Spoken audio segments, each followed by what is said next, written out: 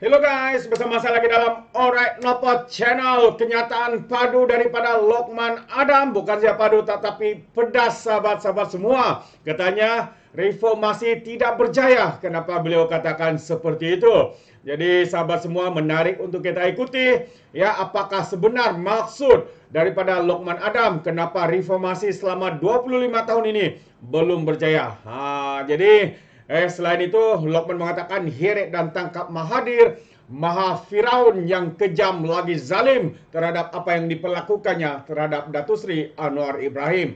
Jadi tanpa buang masa sahabat semua, saya mau kita bersama-sama untuk mendengar ya kenyataan daripada Lokman Adam ini yang mengatakan reformasi belum lagi berjaya. Ya, jadi mari kita ikuti bersama. Tapi sebelum saya teruskan juga, jangan lupa untuk terus support Alright Nopo Channel dengan cara tekan butang subscribe, like, dan share. So, mari kita tonton dan juga dengar pencerahan daripada Lokman Adam ini, sahabat-sahabat semua. Assalamualaikum. Assalamualaikum warahmatullahi wabarakatuh.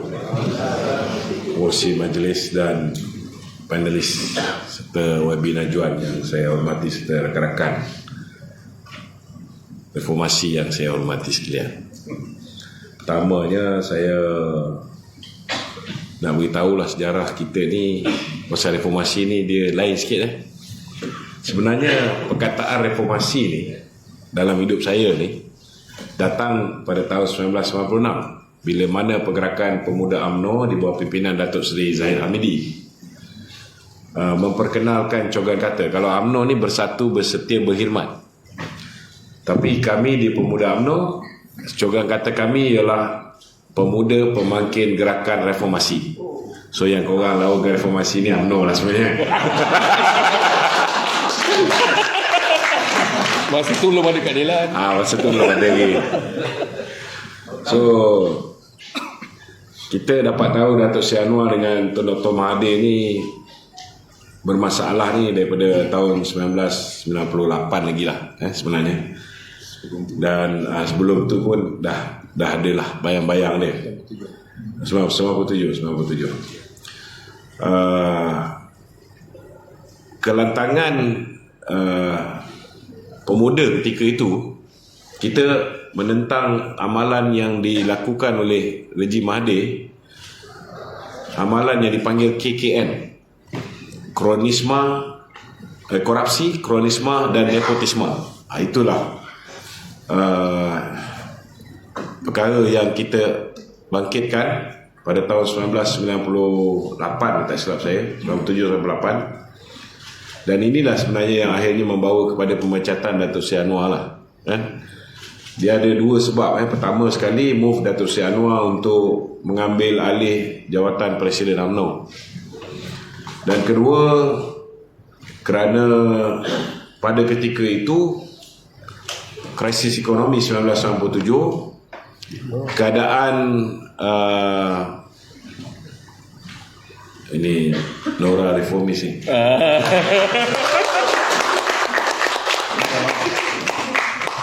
Ketua jajahan Masjid India.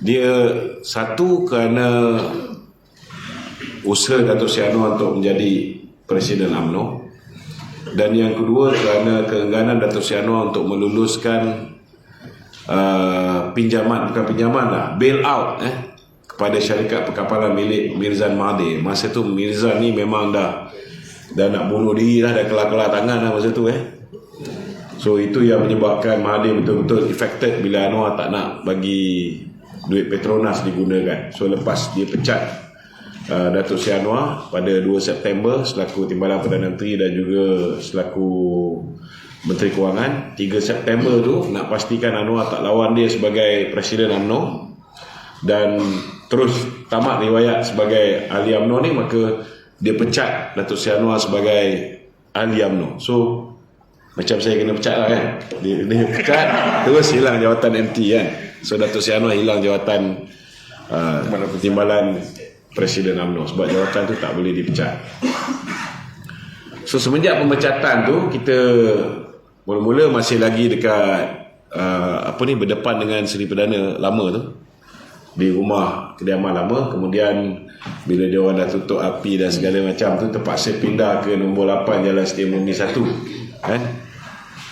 Dan pada 12 September 1998 itulah hari di mana Datuk Seri Anwar telah berucap dan melancarkan gerakan reformasi, yang betul-betul reformasi yang ni lah. Sebelum tu Pemuda Pemangkin Gerakan Reformasi. So hari tu yang betul-betul dia lafazkan reformasi. Dan benda ni tak lama, 8 hari selepas tu, 20 September 19 bulan tu, dia ke rumah saya di Batu Pahat tu, kita di atas bumbung. 20 September tu kita balik pergi Masjid Negara. Di Masjid Negara ni sebenarnya di situlah kesilapan paling besar. Bila mana Datuk Seri Anwar dah balik naik motor pergi ke Bukit Damansara, abang bakar komando bawa masa tu, Rahim Gaus Rahim Gaus bawa geng yang berhimpun di Masjid Negara tu. Lepas tu kita jalan pergi ke Dataran Merdeka. Dia bawa terus pergi ke PWTC dan dia pecahkan galeri kat bawah PWTC tu. Saya ingat lagi, saya ada kat dalam rumah masa tu. Datuk Seri Anwar marah Rahim masa ketika tu, kata apa hang pergi buat kat sana semua. So sebenarnya yang menyebabkan dia orang ada sebab untuk tangkap malam tu, itulah sebab dah mula pecahkan galeri kat bawah PWTC tu. So malam tu bila polis pecah masuk, orang pertama yang ditahan ialah Saudara Roslan Kasim, kemudian Datuk Seri Anwar. Roslan Kasim ni ditahan oleh orang yang jual burger orang rupanya yang jual burger tu SB. Dia ambil kain yang alas tu, dia serkup terus, dia angkut. So malam tu Datuk Seri Anwar dibawa pergi ke Bukit Aman. Macam cerita yang Zuna filmkan tu lah, cuma bahagian saya tu dah hilang. Aku ada orang lagi. Ada kan? Saya ingat lagi lah, masa saya cuba halang dia orang daripada masuk tu. Kita nak elak kan daripada Datuk Seri ni, saya kena siku yang malam tu kan. So peristiwa ni macam-macam lah yang menyebabkan akhirnya lepas Datuk Seri Anwar kena, Datuk Zahid kena, Asma'un kena, siapa lagi, Dr. Zamri Kadir kena, ramai kena ramai. Tamunif Muhtar, Kamuruddin Jaafar kena. So lepas Datuk Zahid keluar tu, dia dah beritahu dengan saya kan, you are next. Sebab masa dia duduk dalam tu, dia orang duduk tengok gambar-gambar kita kan. So dia dah target. Itulah zaman apa yang dipanggil sebagai zaman Maha Zalim, Maha Fir'aun.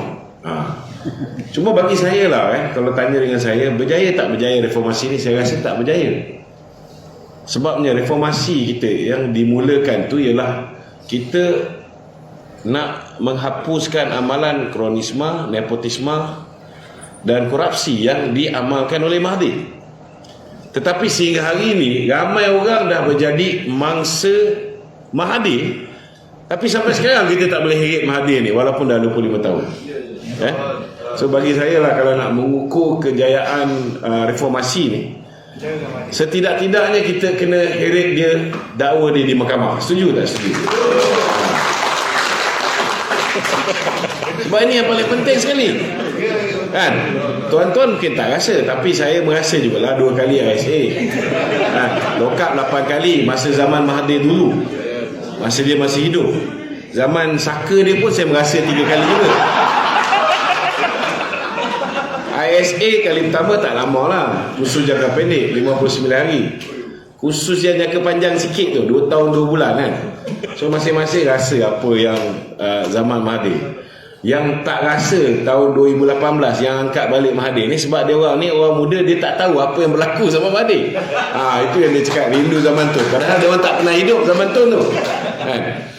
Tapi nak buat macam mana, masing-masing pernah memaafkan Mahathir kan. Datuk Seri Anwar pun pernah maafkan. Jangan lupa lah. Dan saya rasa itu saya rasa Datuk Seri Anwar dah tahulah silap kat situ lah kan. Dia percaya Mahathir. Saya memang tak percaya Mahathir. Itu sebab pada tahun 2019 bila mana parti saya nak kerjasama dengan Mahathir, saya tentang dan sekali lagi kena pecat ni sekali. Saya kena pecat dengan UMNO ni 2 kali tuan-tuan dengan PKR sekali je lah saya tegur Izam dulu. So 3 kali lah pengalaman dipecat dalam parti politik ni. Saya harap lepas ni tak kena lagi lah. InsyaAllah InsyaAllah.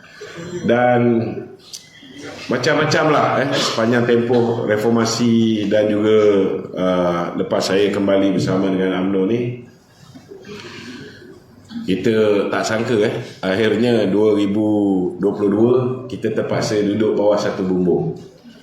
It's not easy tetapi ini apa yang diputuskan oleh rakyat Saya berpegang kepada kita kena logik kita kena logik. Ramai orang tanya dengan saya, macam mana kau boleh kerjasama balik dengan PKR dan sebagainya. Saya cakap, nak buat macam mana? 2022 kita nak pastikan DN boleh menang balik, PH pun nak pastikan PH boleh perintah balik, PN pun dia nak pastikan dia boleh sabotaj UMNO, dia boleh ambil orang UMNO jadi PM ke ataupun dia bekerjasama dengan UMNO, dan dia pun boleh jadi kerajaan balik. Dia orang memang tahu dia orang tak boleh perintah, tuan-tuan. Cuma rakyat buat keputusan, dia tak nak bagi siapa pun menang. Dan kita kena akur dengan bukan hanya keputusan ke bawah duli tuanku. Ke bawah duli tuanku ni keputusan dia comes next. Yang buat keputusan tak bagi siapa pun memerintah ni ialah rakyat Malaysia. Rakyat Malaysia mengambil keputusan, dia tak bagi siapa pun menang. Maknanya dia tak percaya siapa pun, maknanya dia tak percaya manifesto siapa pun. Dan janganlah lepas pilihan raya semua nak menuntut manifesto yang ditolak oleh semua orang. Ini benda-benda yang perlu dibetulkan. Mungkin dalam sesi soal jawab nanti kita boleh jawab isu-isu yang berkaitan dengan janji-janji sebelum pilihan raya. Ramai yang tak sedar bahawa hari ini Datuk Seri Anwar tidak perintah tau. Dia hari ini membentuk kerajaan bersama UMNO. Polisi UMNO kita tak nak harga minyak ni kita subsidi. Sebab subsidi ni 75% pergi kepada the M40 dan the top 20. Kalau kita ada rezeki lebih, kita nak bagi subsidi pada rakyat, mestilah kita bagi subsidi kepada golongan sasar yang betul, orang yang betul-betul memerlukan. Ini ramai yang tak perasan. Itu sebab kalau dalam parlimen dia orang ungkap balik apa yang Datuk Seri Anwar janji ketika dia bersama dengan PAS, bukan bersama baru ni, pilihan raya yang sebelum-sebelum ni. Mungkin malam ni kalau ada kesempatan kita boleh kupas. Cuma harapan saya ada banyak reformasi yang cuba dibawa oleh Datuk Seri Anwar, khususnya dari segi sudut perundangan, Jabatan Peguam Negara dan sebagainya. Saya haraplah seperti mana yang tadi sahabat kita harapkan, we should start somewhere. Maknanya sekarang pun nampak dah ada lah usaha-usaha ke arah itu. Sebelum itu tuan-tuan kena faham, ramai orang anggap Datuk Seri Anwar mungkin slow dalam melakukan perubahan dan juga dalam memastikan mereka-mereka yang patut diheret ke muka pengadilan ni diheret ke muka pengadilan. Tapi kena faham bila Mahathir ambil alih kerajaan, dia tidak ada sebarang halangan. Dia ada 5 tahun untuk dia mentadbir sebelum dia berhadapan dengan pilihan raya. Tetapi bila Datuk Seri Anwar ambil alih, dia ada 6 bulan. 6 bulan dia kena berhadapan dengan 6 pilihan raya negeri. So kita tak boleh suka-suka tukar AG, kita tak boleh suka-suka tukar Chief Justice. Kalau nak tukar Chief Justice, cuba tanya, nak tukar dengan siapa? Kalau Chief Justice tu lantikan Tun Dr. Mahathir, cuba beritahu saya lantikan di dalam Ketua Hakim Mahkamah Besar Malaya, Mahkamah Besar Sabah Sarawak, ketua di hakim-hakim di Mahkamah Rayuan, hakim-hakim di Mahkamah Persekutuan, ada tak yang bukan lantikan Mahathir? Tak ada. Takkan nak ambil yang junior menjadi ketua hakim negara, dan takkan nak tukar ketua hakim negara lepas tu kita nak buang semua sekali hakim yang dilantik zaman Tun Dr. Mahathir. Maknanya Perdana Menteri kena berperang dengan institusi kehakiman. So ini pun tak baik untuk negara, ia akan menyebabkan pelabur lari dan sebagainya. So benda ni mungkin malam ni lah saya lontar bagi hint-hint sikit supaya tuan-tuan boleh tanya soalan, mungkin kita boleh bagi pencerahan-pencerahan dan kita boleh mantapkan lagi macam mana cara kita nak jawab dengan geng-geng walaun yang berada di luar sana. Kalau kita cakap walaun dia orang marah kan, tetapi saya nak beritahu saudara, hari ini kita berada dalam keadaan serba tak kena sebab kerengga-kerengga ni tak pernah berhenti daripada usaha untuk menumbangkan kerajaan, walaupun memang kerajaan ni stabil, tidak boleh ditumbangkan. InsyaAllah itu mukadimah saya. Lepas ni mungkin kita boleh sambung lagi. Terima kasih.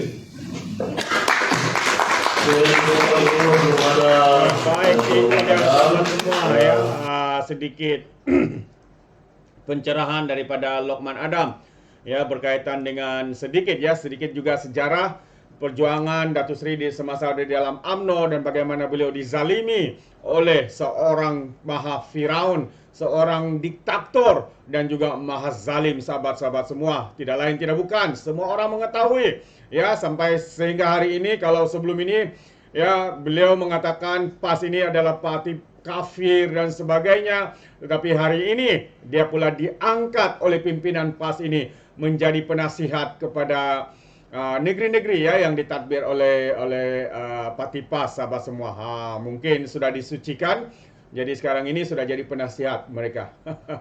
Sangat-sangat mengejutkan. Jadi terima kasih sahabat semua, sampai di sini saja. Terima kasih kerana mendengar bersama dengan Alright Not Channel. Jadi sekiranya anda juga mau berikan sebarang komen, pandangan, anda boleh berikan komen dalam ruangan komen. Jadi terima kasih, izinkan saya untuk mengundurkan diri, dan seperti biasa peribahasa mengatakan, tak apapun keangkap 2 tahun keinginan. Dalam bahasa Melayunya, tepuk dadah, tanya selera. Sekian saja daripada Alright Not Channel. Saya kita berjumpa lagi. Bye-bye.